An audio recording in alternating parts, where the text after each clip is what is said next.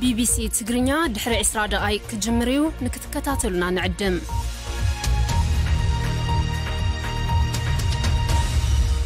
كون سجنتا BBC أفان أوروموت نولين ترا.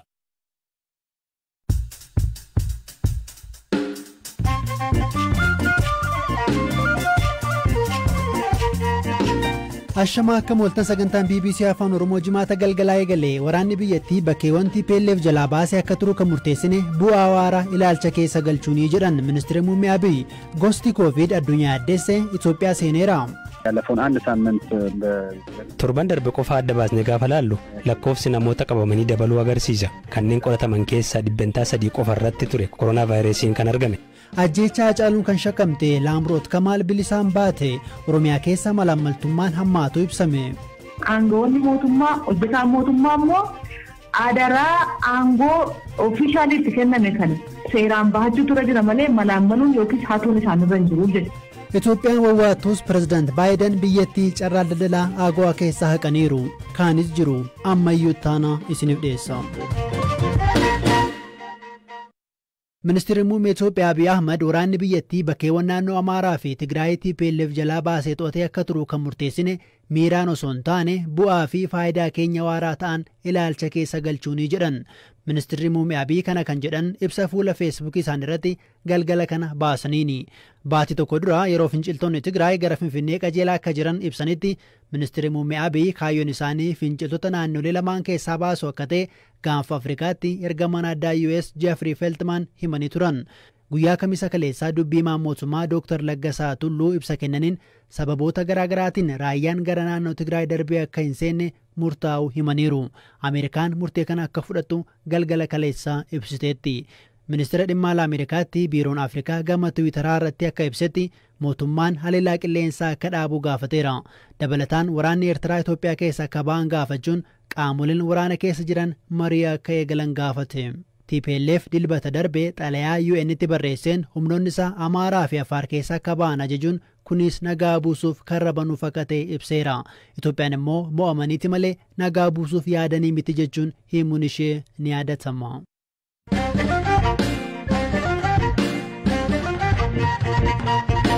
Pireezidaantiin Ameerikaa Joo Baayiden Itoophiyaa carraa daldalaa qaraxaarraa bilisaa fi AGOA jedhamurraa haqan. Murteen kun torban sanbata boruurraa eegalee hojiirra oola. Torban muraasa darban walitti qabduu koree dhaabbii dhimma alaa US dabalatee miseensonni mana maree US tarkaanfii kana akka hin fudhanne wawwaataa turan. Mootummaan Itoophiyaas murteen kun dubartootaa fi shamarran waraana biyyattiin walitti hin dhufne akka miidhu ibseera. Ministeerri Industirii Itoophiyaa Malaakuu Allaban murteen US waraana dinagdee biyyattii irratti baname agarsiisaa jechuu isaanii FBC'n gabaaseera. Hirphaa gammachuu gabaasa qaba. Itoophiyaan alattis biyyoonni biroo lama Geenii fi Maaliinis sababa fonqolcha mootummaa humnoonni waraanaa isaanii raawwataniin carraa AGOA keessaa guutumaan haqamuu White House ibseera. Jalqaba sadaasa darbee Ameerikaan biyyoonni sadan carraa daldalaa qaraxarraa bilisaa kan argachuudhaaf ulaagaa barbaachisuun guunnee jechuun guyyoota 60 keessatti akka fooyyessaniif akeekkachiistee yeroof faayidaa AGOA akka hin argannes haqxee turte. Itoophiyaan faayidaa kana akka hin arganne kan haqamte waraana kaaba Itoophiyaatti adeemaa jiruun walqabatee sarbamoota mirgoota namoomaa raawwatamaniin ta'uu labsiin pireezidaantii Baayiden raggaasisan ni mul'isa. Sadaasa darbees miseensota koongirensii dabalatee namoonni hedduun Ameerikaan murtee Itoophiyaa AGOA keessaa haquu irra deebiin akka ilaaltu gaafataa turan. Mootummaan Itoophiyaas murtee United States sagantaa AGOA keessaa Itoophiyaa haquudhaaf fudhate kanaan baay'ee gadduun murtee kana akka kaastuu fi carraaqqii Itoophiyaan nagaa buusuudhaaf seera kabachiisuudhaaf taasistu akka deeggarus gaafatee ture. Itoophiyaan carraa daldalaa qaraxarraa bilisaa kanatti fayyadamuun oomishaalee gara gabaa Ameerikaatti erguudhaan sharafa alaa waggaatti hanga doolaara miliyoona 100 argachaa akka turte ragaaleen ni mul'isu. Dabalataan AGOA'n Itoophiyaa keessatti namoota 100,000 oliif carraa hojii uumee akka tures ni himama. United States qaamoleen waraana kaaba Itoophiyaatti gaggeeffamaa jiru keessatti hirmaatan akka walii galuun dhukaasa dhaaban irra deebistee gaafachaa kan turte yoo ta'u namoota lola kana keessatti gahee qabu jetturras uggura viizaa kaa'uun ishee ni yaadatama.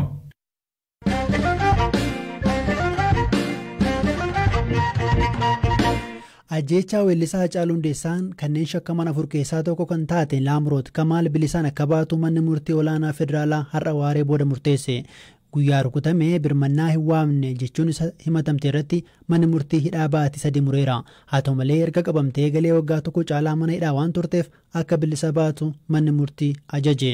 Biraanuu Gammachuu adeemsa murtichaa akkasiin nuuf dhiyeessa.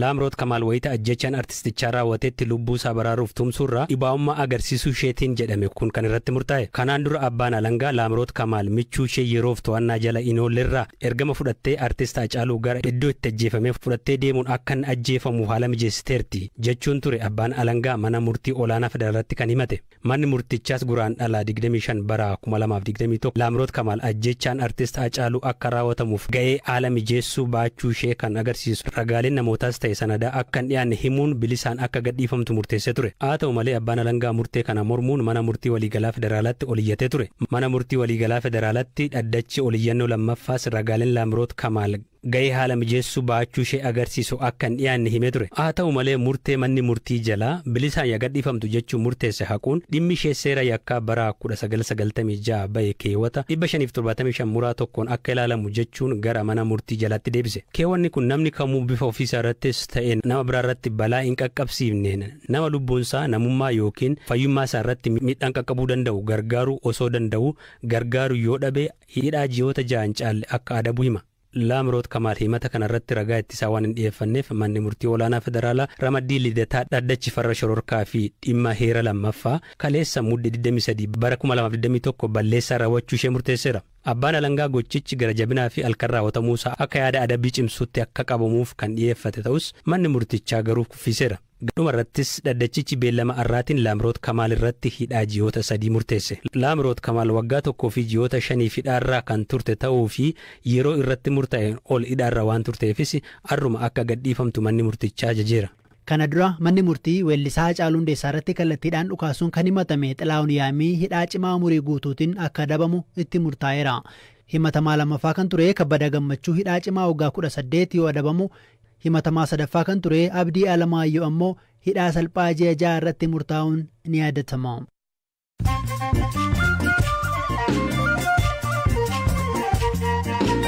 Sagantaa BBC Afaan Oromoo caqasaa jirtu oduuwwan gaggabaaboon isinitti himaa Itoophiyaatti namoonni miiliyoona 22 deeggarsa namummaa barbaadu jedhee dhaabbanni mootummoota gamtoomanii kutaalee Itoophiyaa hedduu keessatti lakkoofsi namoota deeggarsa namummaa barbaadanii akkaan dabalaa jiraachuu dhaabbatichatti waajjira olaanaa dhimma deeggarsa namummaatu beeksise. TV'n foddaa isaa raabuun nyaata dhamdhaman Jaappaan keessatti hojjetame akka gabaasa Rooyitersitti meeshaan akka fuullee yookiin pilaastikii haayijiinik fiilm jedhamu foddaa TV irratti erga maxxanfame booda arraabaan foddicha arraabuun dhandhamu.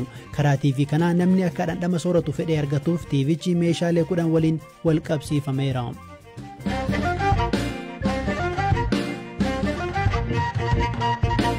Oduutaan Uttancaa tibbana lakkoofsi namoota Itoophiyaatti koronaa vaayirasiin qabamanii haalaan dabalaa jira.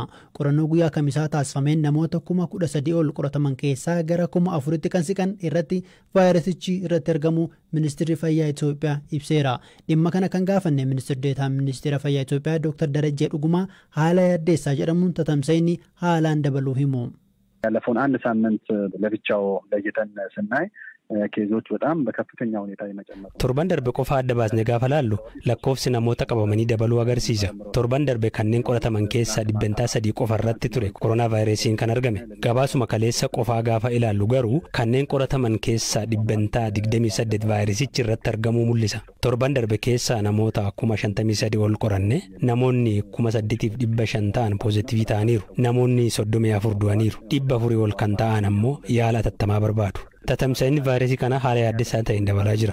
Biyya keenya keessatti marsaan afuraffaa tatamsa'inni vaayirasichaa jalqabaa akka jiru ni beekama. Gosti koovidii Omikron jedhamuu fi biyyoota birootti mul'ate biyya keenyattis sadarkaa mul'achuu danda'uun mallattooleen isaa mul'achaa jiru. Tatamsa'inni sadarkaa yaaddeessaa irra ga'ee mul'achaa jira. ስለዚህ አስጊ ደረጃ ላይ በጣም ከፍተኛ መጨመር እየታየ እንደሆነ አይተናል። Gosti Covid Omikron jedhamuu fi teellana Afrikaa kibbaatti jalqaba argame biyyoota addunyaa hedduutti mul'ateera. Qorattoonni UK namoota utaalloo yookiin immoo qufaa qaban keessaa walakkaan kan Covidiin qabaman ta'uu malu jechuun akeekkachiisaniiru. Gosti kun biyya ollaa Itoophiyaa taate Keeniyaatti dabalatee biyyoota Afrikaa kaanittis mul'ateera. Itoophiyaa keessa gidduu kana namoonni qufaan itti hammaatu ibsaa jiru. Omikroon Itoophiyaa seeneeraa jennee kan gaafanne Dr. Darajjee Dhugumaa deebii kana kennan. ህብረተሰብ ጤና ኢንስቲትዩት ከተለያየ ቦታ ሰብስቦ ናሙናውን እየመረመረ ይገኛል። እንግዲህ ምልክቶቹ በአጠቃላይ ኢንስቲትዩቲን ኤጉምሳ ፈያ ሐዋሳ ኢትዮጵያ bakkeewwan garaagaraatti saamuda fudhatee qorataa jira. Tatamsa'inni dabaluu akkasumas lakkoofsi namoota du'anii dabaluu omikroon akka jiru agarsiisa. Haa ta'u malee qorannoo taasisnee saamuda fudhannee hanga mirkaneessinetti ifatti jira jedhanii dubbachuun ni ulfaata. Amma qorannoo irra jirra.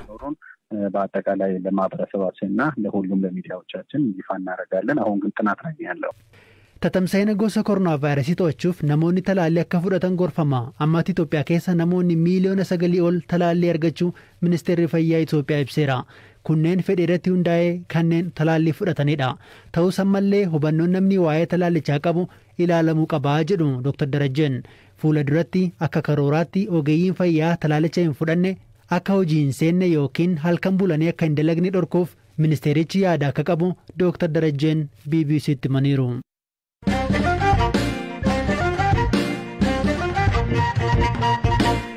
Naannoo Oromiyaa keessatti malaammaltummaan sadarkaa hammaatarra ga'uu Koomishinarri Farra Malaammaltummaa Naannoo Oromiyaa Obbo Hussein Usmaan tibbana miidiyaalee biyya keessaaf himaniiru. Dhimmi malaammaltummaa sadarkaa biyyaattuu rakkoo irra deddeebiin ka'u ta'us furmaatan argannee jedhu kanneen bulchiinsa uummataa keessa dalagan. Qorannoo koomishinichaa booda mootummaa naannoo Oromiyaa garee dhimma kan hordofu hundeessuusaa beekseera. Tibbana guyyaa farra malaammaltummaa sadarkaa naannootti kabajame irratti qorannoo koomishinichi taasise irratti Koomishinara itti aantuu Koomishinii Farra Malaammaltummaa Naannoo Oromiyaa Addee Abbaayanesh Tafarraa gaafadheera. Qorannoon kun kan inni argisiisu kenniinsi tajaajilaa kennamaa jiru rakkoo keessa jiraachuu, iddoo adda addaatti nama deddeebisuu, naannoo Finfinnee kanarratti kan qo'annoo kana gaggeessine manneen hojii mootummaa irra deemame mana hojii irratti walii galame jechuudha kan gaggeeffame. Akka Oromiyaatti amma malaammaltummaan sadarkaa hangamii irra jira jechuu dandeenya. Akka ekspertii tokkottis maal nuun jechuu dandeessu? Malaammaltummaan sadarkaa maalii irra jira jenneen qoranne nuti amma kan jiru sana qo'anne jechuudha. Haa ta'u garuu federaalli waa'ee malaammaltummaan sadarkaa maalii irra jiru jedhu kana qoratee jira jechuudha. Kanaaf inni federaalli bara kana qorate malaammaltummaan sadaffaa irra jiraachuudha kan agarsiisu. Inni tokkoffaan qaala'insa jireenyaa, inni lammaffaan hojii dhabummaa, inni sadaffaan malaammaltummaa jedheeti qo'atee jira. Corruption survey kan jedhamu gaggeessuuf qophii irra jira jechuudha amma yeroo ammaa kana akka Oromiyaatti akka kan keenyaatti. Dameewwan kam irratti rakkoon kun ammaate? Qo'annoo keenya ammaatiin kan adda ba'e kan amma waa'ee kan tajaajilaatiin kaafne kanneen akka humna ibsaa, waajjira lafaa, isaan kanaan rakkoon akka jiru jechuudha. Akka rakkoon jiru mana qopheessaa, bulchiinsota magaalaa keessaa waajjiroota akkasii kanarra deemamee qo'annoo namaa kun gaggeeffame rakkoo qabu hawaasni kaasee deddeebii waggaa dheeraa akka deddeebi'an kenniinsi tajaajilaa kennamaa jiru akka sirriin taane lafa kaa'amee jira jechuudha. Erga rakkoosaa bartanii erga hawaasnitti mee kutannoon keessan hangamii lammatammoo qaama hooggansa siyaasaarraa hangam wala badhasin? Koomishiniin naamusa farra malaammaltummaa yeroo ammaa ittisa akka malaammaltummaa qofa hojjetaa jiranti. Hin himannuu, hin qorannuu agarsiisaa hin jirru jechuudha. Himachuun gara waajjira abbaa alangaa kan naqe ta'uusaa, qorachuun gara waajjira poolisii kan jiru ta'uusaati jechuudha. Nuti ittisa irratti hojjenna. Ittisa irratti immoo barnoota kennuudhaan qo'annoo gaggabaabaa fi qo'annoo dheeraa gaggeessuudhaan hojimaata badaa fi malaammaltummaa manneen hojii mootummaa keessatti akka hin babal'anne taasifna jechuudha. Kanarratti immoo kutannoo cimaan hojjetaa irraa sababa kutannoo kana qabnuufis qo'annoo ammasiin jedhu kana manneen hojii mootummaarra deemnee hojjennee kan dhiyeessuu dandeenye kenniinsa tajaajilaarra rakkoon jiraachuusaa argee mootummaanis sanarra dhaabbatee immoo ejjennoo mataa isaatii baasee jira jechuudha. Rakkoon kun rakkoo ta'uusaa hubatee jechuudha. Namni nagalcha jedhee hundumtuu kutannoodhaan malaammaltummaa irratti qabsaa'uu qaba. Hunduma laallata. Hundumatu gahee mataa isaatii bahachuu qaba. Haa ta'uuti aangawoonni mootummaa hojjetaan mootummaa immoo adaraa aangoo ofiishaaliitti kenname kana seeraan bahachuu tura jira malee malaammaluun yookiis hatuun isaanirra hin jiru jechuudha. Tole guddaa galatooma Addee Abbaayanesh. Isinillee galatooma. Dhaggeeffattoota keenya sagantaan BBC Afaan Oromoo jimaata galgalaa xumuramee torban dhufu walitti deebinaa ammayyuu taanaan ture kan isiniif qopheesse immoo Biraanuu Gammachuudha. Halkan gaarii.